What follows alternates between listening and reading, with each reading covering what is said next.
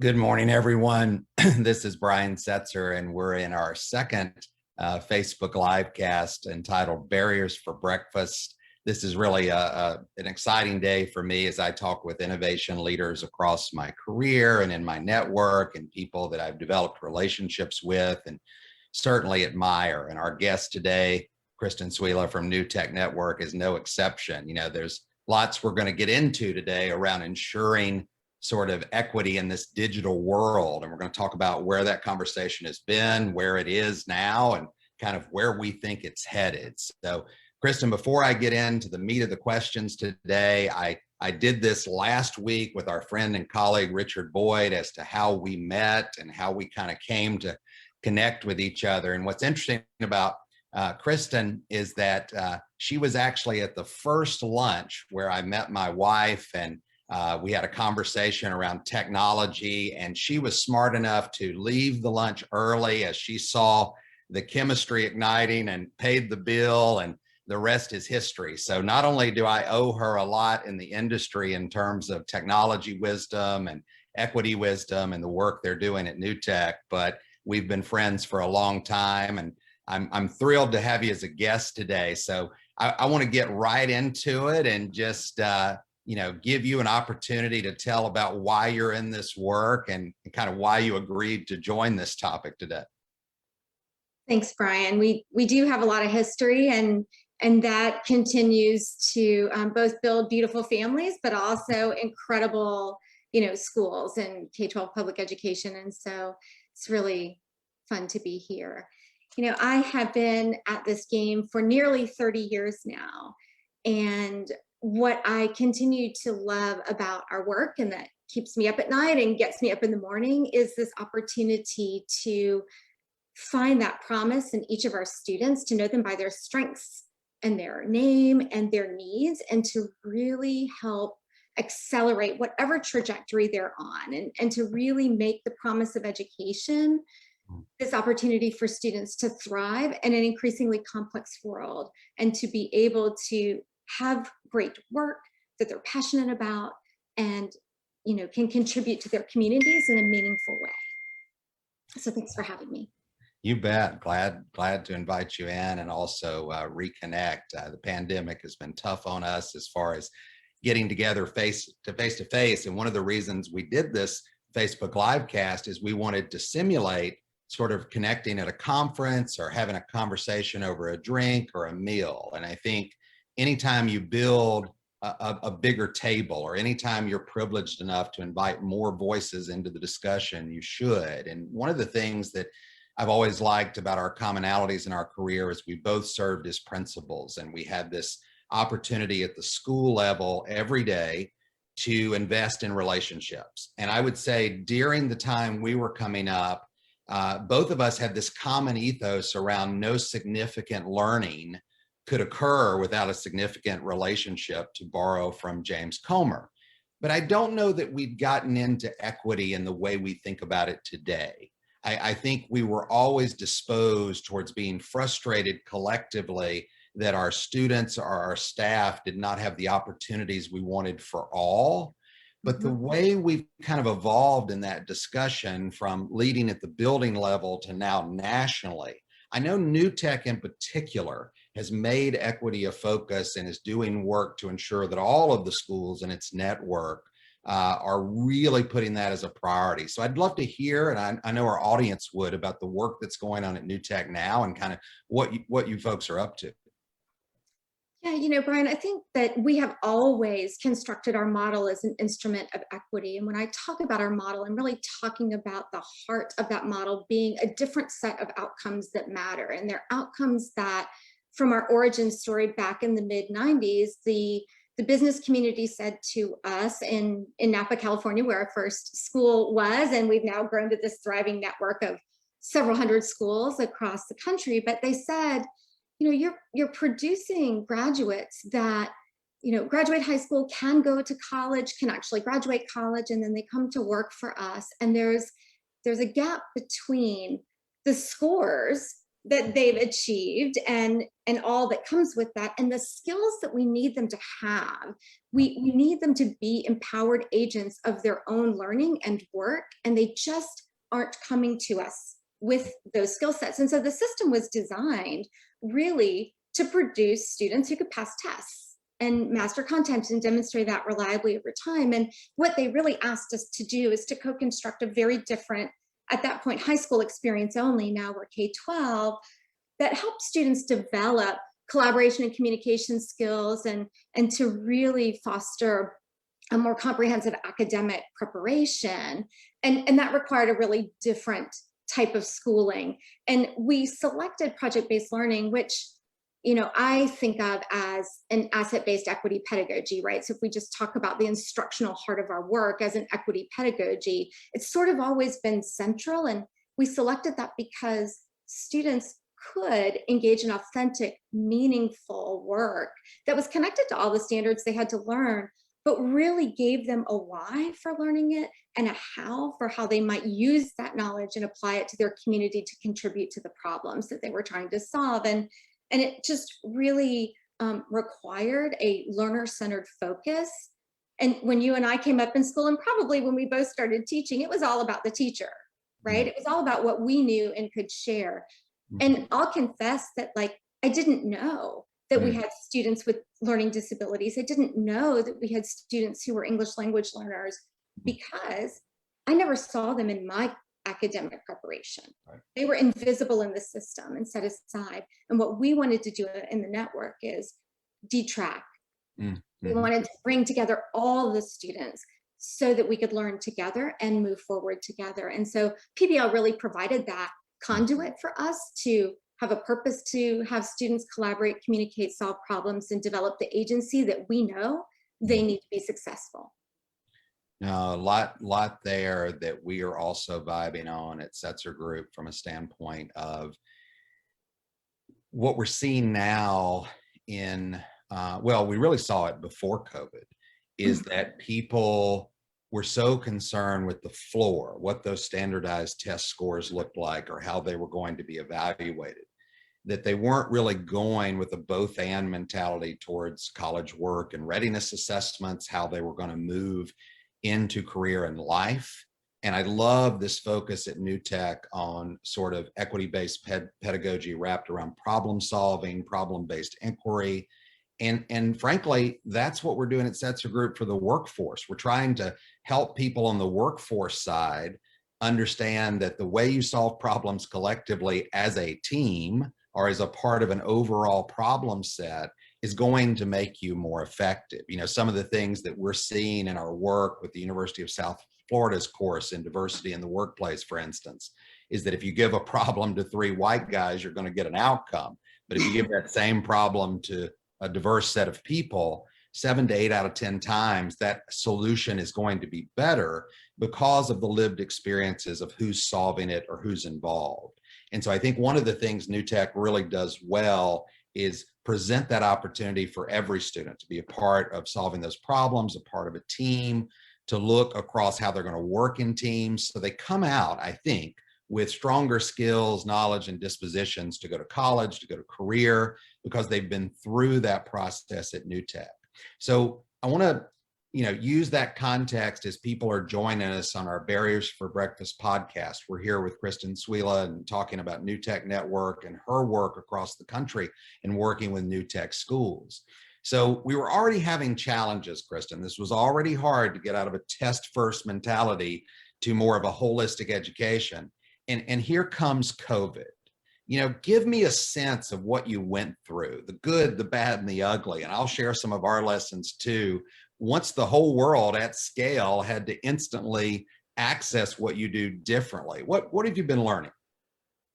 Yeah, so it was just such a defining moment to, get a call saying the world is shutting down on March 5th. I was in Houston. I was delivering a presentation about our work to a bunch of conference attendees and basically was told, it's all done. We got to go home and be safe. And so, schools had that same challenge, right? And so I'm talking with our school leaders, and I'm going to talk about Texas because Baylor really showed out last night in the national championship game. So I think I'm just going to focus my stories on Texas. But, schools live in neighborhoods that have inequitable access to the infrastructure that supports learning at home, right? And we have always worked with schools who had differential sort of assets in their community, and yet in our origin story 20 years ago, our schools were one-to-one and continued to be one-to-one. And learning didn't stop when you left the building. And so how might we solve for those sorts of things?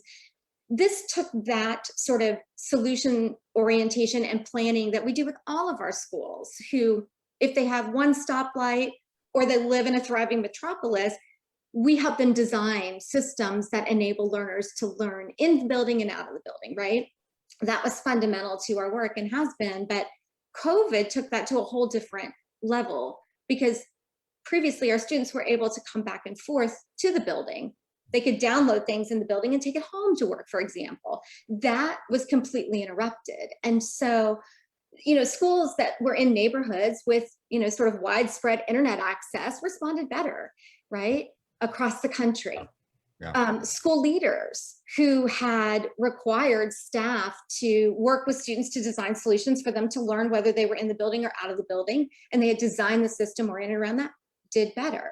And so what we were seeing in the communities that we served that had both new tech and non-new tech schools, and that's all of them, by the way, we were already using online tools. Our students were already oriented around our Echo platform, which is a learning management system. It's designed for students and adults to collaborate and learn together and get feedback and to have those learning exchanges. And they'd already established kind of norms and operating behaviors around that and systems for it. And that enabled, neighborhoods without widespread internet access, and many of our communities serve students farthest from opportunity, right? It still allowed them to thrive, and they had to deploy smartly things like, in Dallas, there's a whole push around hotspots so that students can access it, or mobile buses going out to neighborhoods to make sure that students had access. That notion that the internet should be like oxygen is kind of fundamental to us. It's a fundamental thing that we need, that all students deserve, like electricity and running water, right? And we had to solve for that. And the COVID crisis really illuminated how much harder we had to work as educators to interrupt the opportunity gaps that we're seeing in education for both our schools and our communities, so that kids could just start to learn in this new world. On the access front, it's interesting to me that we were seeing evidence back in 2007 with snow days that we could put Wi-Fi on school bus, that we could have a school serve as the Wi-Fi hotspot with people driving up to it, that we could have a little known fact in Katrina was that a lot of the Wi-Fi hubs were laundromats where people were going to wash clothes during and after the destruction, and also accessing their schoolwork. So we had a lot of these lessons out there, but people were slow to change or slow to embrace how that would work. And so a lot of times when I have guests on like you on our Barriers for Breakfast podcast, and we talk about the innovations out there, people go, listen, we can't do it here, or that's something that happens somewhere else, or you don't understand our situation. And as a fellow person who is in a lot of school districts, a lot of states, how do you get past some of these from here and come here arguments? How do you help leaders understand that just because where they're starting, they can actually, enact the leadership and change necessary to move to some of these equitable solutions? How do you work with them on that? Yeah, I think it's just starting with an acknowledgement that it's really hard, right? None of us have all the answers. If we did, we would have already solved this problem. And so how do we together ask the right questions and focus on improvements that none of us expect for any of them to flip a switch and for it all of a sudden to be better? This work is a journey. And by the way, there's like no sense of a finish line, right? We're never going to arrive at an ideal solution. We're always going to be incrementally advancing toward that. And so We really sit down with communities, and I do this very often at the front end of our planning work, and then we continue that in implementation. But we sit down with our communities and ask them, what are the drivers for you seeking a different type of learning outcome for your students? You're clearly not happy with the outcomes you're getting for all students. Right. And so that does require that we do some things differently. So let's put on the table all of the things in the system. Let's really see the system and put on the table all those things that get in the way, that are barriers for the outcomes that you want. And then let's intentionally design some solutions and be disciplined about enacting them so that we can see if it actually works. And sometimes it's just they don't know where to start. Right. It's this impossible, enormous challenge in front of them. And when we really break it down into some component parts and can begin to execute a plan around whether it's wireless access points through buses or the McDonald's Wi-Fi or driving up to the school on a Saturday with some buddies so that you can get on the Wi-Fi, like all those things come into higher resolution, and it helps just make them feel like it's possible. You got to just take baby steps toward the next right move. But certainly doing the same thing we've always done or doing nothing is going to be insufficient, and it's not going to get the outcomes they want. And so, are we committed to the change or not? And if we are, let's try some things differently.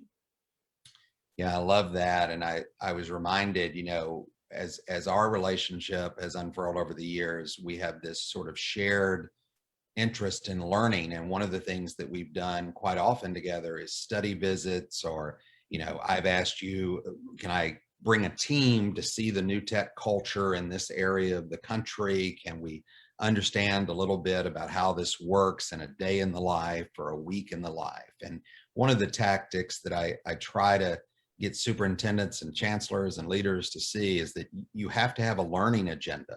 Your comment about we don't know all the answers, or we don't know all the answers from our neighbors. I think one of the challenges we have is, a couple people get together over steak dinner and they say, what are you doing? And what are you doing? And I'll do that, instead of really going deeper on what are the risks, what are the opportunities, who's doing work that's exceptional. So, if folks out there have not heard of new tech and they visited a new tech school and went on a study visit, what kinds of things would they see, and how would that improve sort of their perspective of what's possible in your network versus what they may or may not be experimenting with outside of it?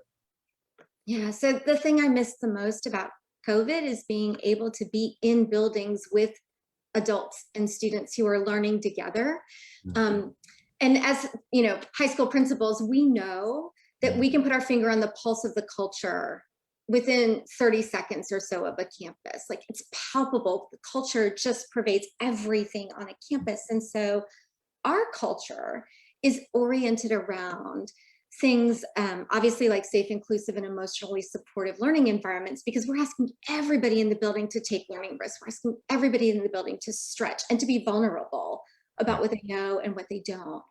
But it's also oriented around this empowerment, right? So fundamentally, we want to empower our learners to be agents of their own learning, and to develop a growth mindset that allows them to see, these are the things I feel confident that I know, and these are the things that I still want to learn, or that are totally not yet, right? I'm not there yet, but I'm going to keep working toward it. Right. And that learning orientation and that empowered culture, when you see adults, right, working together on their own learning and exercising agency, and giving that to students, and that culture just is like the thing that makes all of the students feel like they really are partners in their learning, and they have some choice and voice in the work, that just matters so much. And so if I'm bringing school board members or superintendents or faculty to a campus to do a learning visit, when they walk in the building, they're going to see students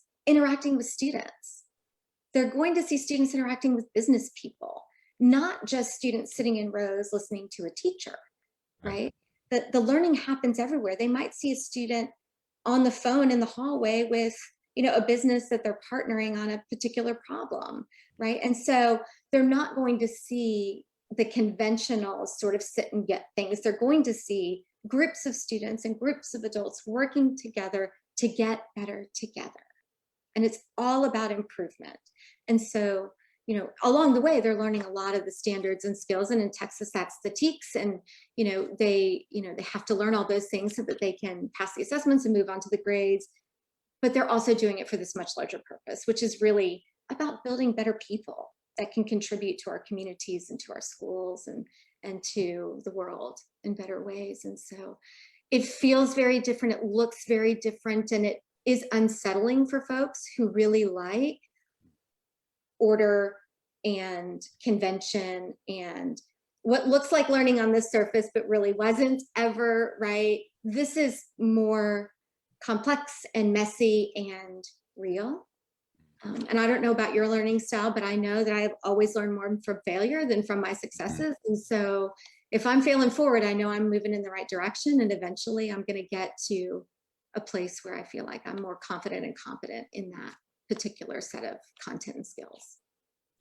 I love that. And what's an interesting segue is while we've been talking, I've gotten an automatic notification that my son's science Zoom is about to begin, right? And so we've transitioned into this world, and we have prompts as parents on how we're supposed to engage. We expect on our cell phone throughout our daily lives to understand where a restaurant is or how to navigate to where a location is. But for some reason, the way many of us experience school is a lot of what you hear right now. You hear people saying, I can't wait to get back to normal.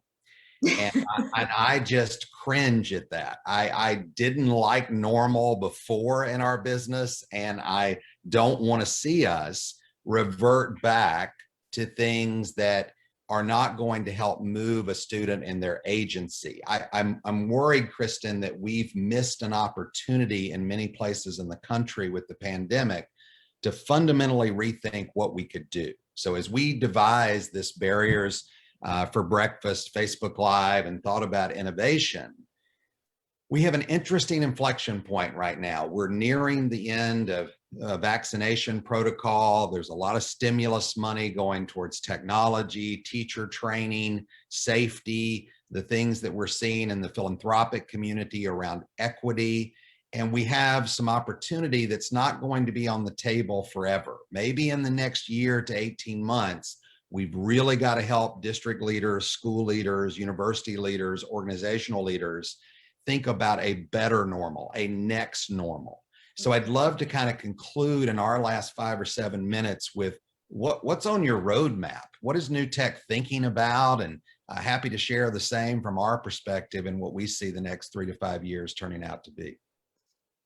Yeah, so, I think that the pandemic has really given me a once in a career opportunity to meet the moment and to fundamentally rethink, like unlearn everything I thought I knew about what the institution of ed should be, and just think about what if we could create schools and systems oriented around equity-centered practices that truly fostered equitable opportunities. Because the system before wasn't designed for everyone to be successful.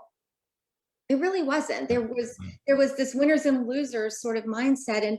And what if we really called into question and interrogated all the rules that have been operating in the education systems that have remained largely unchanged for several hundred years, right? And started asking ourselves things like, well, should we keep doing that? Are we going to get the outcomes that we want for our students if we do this instead? Are we satisfied with the outcomes the system is designed to get?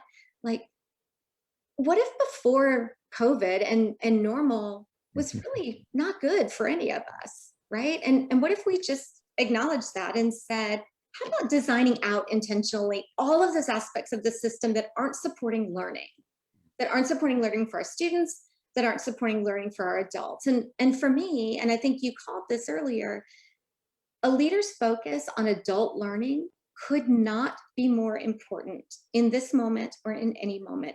The onus is on us as school and district leaders, and we've been both, right, to ensure that our adults are improving, that our adults are learning.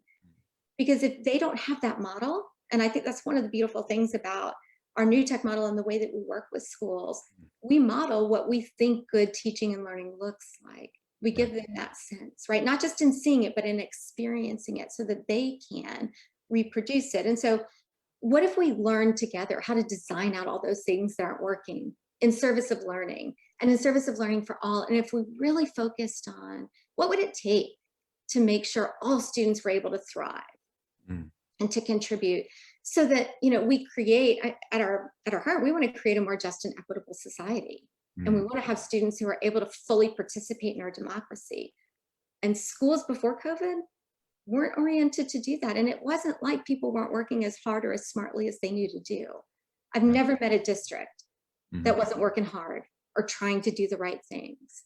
But to your point earlier, perspective really matters. And how are we infusing the adult learning experiences with perspective so that they can see what their neighbors are doing and they can take those best parts in their context and make it their own for the students and community that they serve. And I think that's where we're headed, right? Mm. Those are the things that we want to make sure we have, that the education of institution really is about helping Mm. students thrive in this increasingly complex world, helping them have the skills and knowledge to be able to, you know, create a society that we are proud of, that's just and equitable and democratic.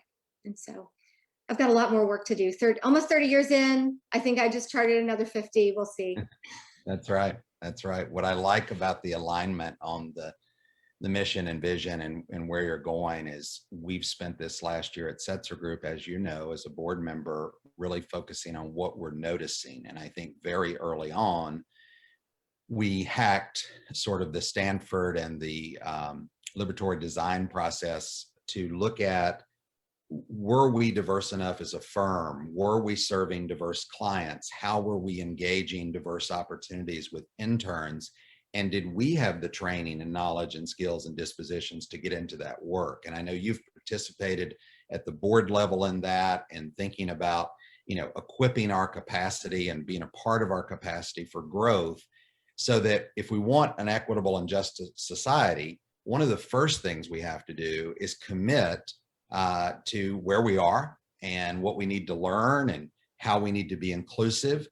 After we do that, we need to practice, iterate, fail forward, invite other people in to look at our designs that previously weren't even asked, and then to be able to put in leadership positions folks who do not look like us so that they can engage and work in ways that we're not even, you know, privy to or aware of in terms of lived or shared experience. So I've heard a few things today. I've heard access to ensure sort of this, you know, equity in a digital world. I've heard design and how this sort of problem-based pedagogy makes sense, not only for schools, but workplaces.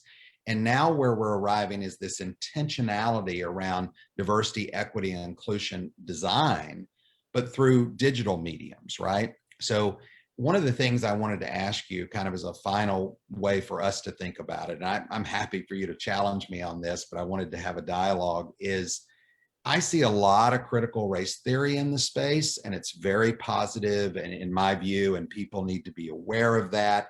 Very simple examples like, you know, do we understand that much of the narrative we've read was not written by BIPOC authors? You know, so at a content or a curriculum level, Mhm. yeah, that's kind of an easy thing to look and audit your catalog and say, maybe we need to think differently about our resources and how we put things into play.